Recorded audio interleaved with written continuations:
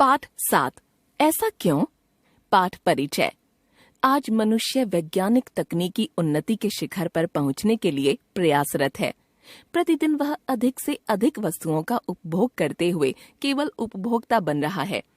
मानवीय संबंधों की गरिमा और महत्व को भूलकर भौतिक वस्तुओं का संग्रह करने में जुटा हुआ है। यह निजी स्वार्थों की अंधी दौड़ नहीं तो और क्या है? चर्चा करें। हमारा जीवन निजी स्वार्थों के ताने बाने में गुंथा हुआ है। हम रिश्ते नातों को अपनी उपयोगितानुसार सहेजते संवारते हैं, पर काम निकल जाने पर उन्हें दूध से मक्खी की तरह निकाल कर फेंक देते हैं। क्या ऐसा करना सही है? तर्क सहित विचार करें। जीवन मूल्य, ग्रामीण संस्कृति एवं संस्कारों से परिचय, बड़े बूढ़ों के प्रति आदर एवं सम्मान का भाव, त्योहारों का महत्व, अपनापन, सहानुभूति, संवेदनशीलता तथा संबंधों को सहेज कर रखने पर विशेष बल देना। एक सुबह जब मैं आम के बाग के बीच से गुजर रहा था, तब अचानक मुझे किसी के कराहने की आवाज आई। मैंने इधर उधर देखा तो आवाज बंद हो गई। फिर और तीव्र कराहने की आवाज मेरे कानों से टकराई।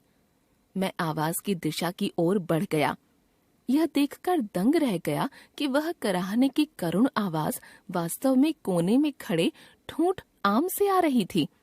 मैंने साहस बटोर कर ठूंठ आम से रोने का कारण पूछा तो वह सुबकते हुए बोला, आज मैं निपट अकेला हूँ। मेरा कोई नहीं है और कोई मुझे प्यार नहीं करता। मेरी ओर आंख उठाकर भी नहीं देखता। अब मैं किसी के काम भी तो नहीं आ रहा हूँ। फिर कुछ सोचते हुए रुक कर बोला, मेरी स्थिति हमेशा से ऐसी न थी। एक समय था जब मैं युवावस्था में फलता फूलता था। तब सभी पक्षी मेरे चारों ओर मंडराते थे। भंवरे कोयल मुझ पर बार बार आ बैठते थे। कोयल की मीठी आवाज से मेरा रोम रोम खिल उठता था। बच्चे बूढ़े सब फल पाने के लिए मेरे समीप आते थे। मेरी डालियों की ओर ललचाई आंखों से देखते थे। यात्री भी मेरी छाया का आश्रय लेकर अपनी थकान दूर करते थे। पंचायत ने मेरे नीचे बैठकर बड़े बड़े निर्णय लिए थे। गांव के बच्चे मेरी शाखाओं पर चढ़ आंख मिचौली खेलते थे। मैंने कहा, हाँ भाई, मैं तुम्हारे दुख को समझता हूँ। वह कुछ याद करते हुए फिर बोला, सावन में मुझ पर झूले डाल दिए जाते थे। ग्राम वधुएं गीत गाती हुई उल्लासित भाव से उन झूलों पर झूलती तो मानो मुझ में अपार उल्लास का स्रोत फूट पड़ता था। उन नवयुवतियों की हंसी ठिठोली मीठी मीठी बातें मेरे तन मन को मीठे एहसास से भर देती। उनकी कलाइयों की चूड़ियों की झंकार, पायल की रुंझुन से सारा वातावरण संगीतमय हो जाता था। मैंने कहा, भाई तुम्हें इतना दुखी नहीं होना चाहिए। दुनिया की यही रीत है कि जब तक हमारे लिए जो उपयोगी होता है हम उसे सहेजते हैं, संवारते हैं, पर जैसे ही वह अपनी उपयोगिता खो देता है तो वह हमारे लिए बेकार हो जाता है। मेरी तीखी बात सुनकर मानो वह रो पड़ा हो। कुछ क्षणों के सन्नाटे के उपरांत वह सिसकते हुए बोला, मैंने अनेक वर्षों तक इस गांव की सेवा की है। मैं इन्हें छाया, आम और ठंडी हवा देता रहा हूँ। पर यह मानव इतना स्वार्थी है, ये मुझे अंदाजा न था। क्या कभी कोई अपनों से ऐसे आंखें फेर लेता है? यह मेरी समझ से परे है। कहते कहते वह एकदम चुप हो। मैंने उसे बुलाया पर अब वहाँ सन्नाटा था। मैं सोचने लगा, यही स्वार्थी जीवन शैली आज हम सब अपना रहे हैं। मैंने उसे बताया कि मेरे घर में दादा दादी की भी आज यही स्थिति है। एक समय था जब माता पिता के लिए उनका आदेश सिर आंखों पर था। किसी भी निर्णय के लिए सब उनका मुंह देखते थे, पर आज जब वे बूढ़े हो चुके हैं तो सब कतराते हैं। अब उन्हें कोई नहीं पूछता, कोई उनकी राय नहीं लेता। घर के बड़े बड़े निर्णय वे लोग ही लेते थे। तीज त्योहार पर उनकी एक महत्वपूर्ण भूमिका होती थी। घर की सारी जिम्मेदारी उन्हीं पर थी।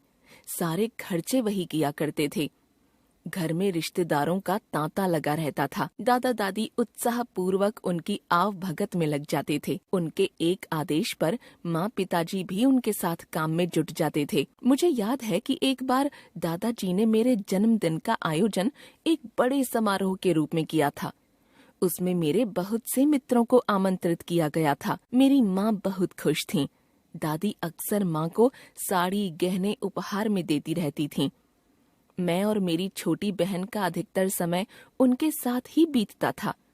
पर आज जब वे बूढ़े हो गए हैं, उनकी शारीरिक क्षमता क्षीण हो गई है, तो माँ और पिताजी उन्हें हर बार यह कहकर चुप करा देते हैं, बाबूजी आपको कुछ नहीं पता, आप शांत बैठिए। वे बेचारे रुआंसे से दादी की ओर देखने लगते हैं। दादी अपने आंसू छिपाकर उन्हें चुप रहने के लिए संकेत करती हैं। मेरे दोस्त राहुल की दादी जब नहीं रही तो उसके दादाजी बहुत उदास और अकेले से हो गए थे। वे बीमार भी रहने लगे। अब वे घर के बाहर के छोटे मोटे काम भी नहीं कर पाते। कल जब बहुत दिनों बाद मैं उसके घर गया तो राहुल के दादाजी कहीं नजर नहीं आए। पूछने पर पता चला कि उसके माता पिता दादाजी को वृद्धाश्रम छोड़ आए। राहुल ने मुझे यह बात किसी और को बताने से मना किया, क्योंकि उसके माता पिता सभी से यह कहते थे कि राहुल के दादाजी गांव चले गए।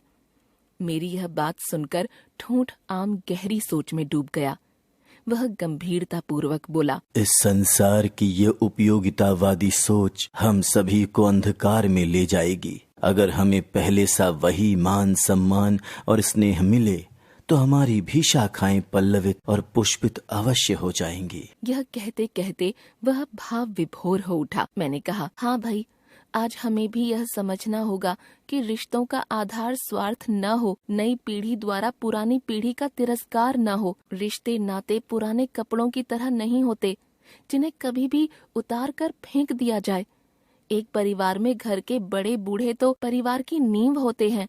उनके अनुभवों और आशीर्वादों की बौछार से घर के सभी सदस्यों को लाभ प्राप्त होता है। घर की नन्ही पीढ़ी के लिए तो ये बुजुर्ग वरदान होते हैं। इनकी छत्र छाया में पले बड़े बच्चों को केवल अपने माता पिता का ही प्यार नहीं मिलता, अपितु इनके स्नेह और अपनेपन की शीतल छाया का आश्रय भी मिलता है। दादा दादी नाना नानी तो परिवार के सुरक्षा कवच होते हैं। अब मेरे कदम राहुल के घर की ओर दृढ़ता से बढ़ने लगे। मैंने निश्चय कर लिया कि समाज के बुजुर्गों के लिए मुझे आगे बढ़कर कुछ करना ही होगा।